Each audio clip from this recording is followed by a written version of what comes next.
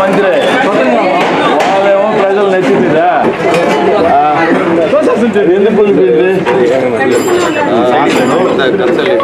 ఎందుకు తీసాం sir training చేద్దామని లైన్ చేద్దామని మేము కాంక్రీట్ తోసేసి మార్నింగ్ ఎక్కువైంది సార్ అది దిగింది కాబట్టి తీసేసాం చెప్తారా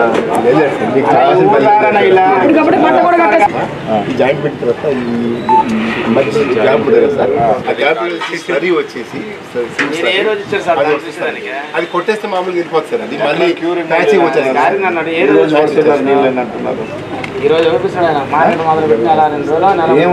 సార్ పొద్దులేస్తే వాళ్ళు చూసుకుంటున్నారు కదా రోజు ఇక్కడ ఈ రోజే నీళ్ళు పోస్తున్నారని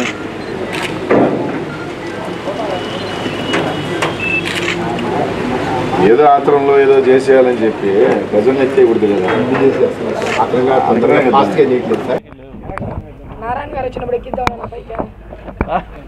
నెల్లూరు నగరంలో మేము అద్భుతమైన అభివృద్ధి చేస్తున్నాం. నెల్లూరు నగర ప్రజలకి మేము అద్భుతమైన టెక్నాలజీని అందిస్తున్నాం అని చెప్పి ఒక హడావుడిగా ఎన్నికలు వస్తున్నాయి. ఏదైతే మా మంత్రి నారాయణ గారు షేర్ వరల్డ్ టెక్నాలజీ ఇది భారతదేశంలో ఎక్కడా లేని టెక్నాలజీ అని ఈరోజు నెల్లూరు నగర ప్రజల మీద షేర్ వరల్డ్ టెక్నాలజీ అనేది గతంలో మేము అనేక సార్లు చెప్పాం. అది ఏదో పెద్ద పెద్ద అంతస్తులు భూకంపాలు ఉన్న దగ్గర వాడటం తప్ప కామన్ పబ్లిక్ ఉన్న దగ్గర అవసరం లేదు అని.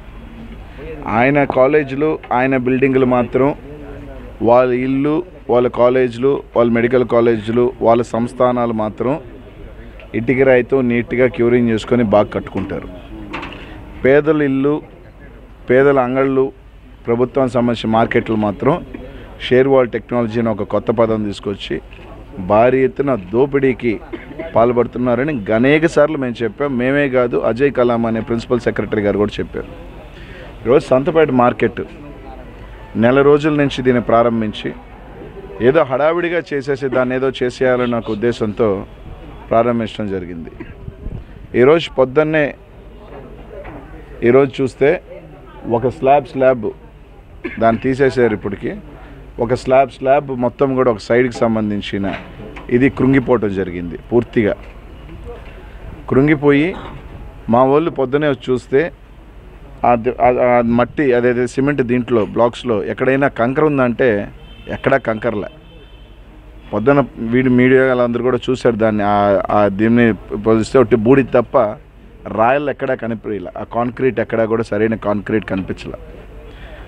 ఈరోజు అదే ఒకవేళ ఇక్కడున్న మార్కెట్లో పాపం ఆ పేదవాళ్ళు ఇక్కడ తీసుకున్న అంగడిలో కానీ ఉండి ఏ ఒక్క స్లాబ్ కూలున్నా కూడా మనుషుల ప్రాణాలు పోయి ఉండే.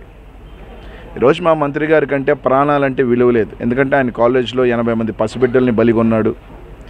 ఎవరు చనిపోయినా చలనం లేని వ్యక్తి, కనీసం వాళ్ళ ఇంటికి వెళ్ళి ఓదార్చుడు. కాబట్టి ఆయనకి ఎలాగో ప్రాణాలంటే విలువలే. చనిపోయినా నాకేముంది, నా పని అయిపోయింది.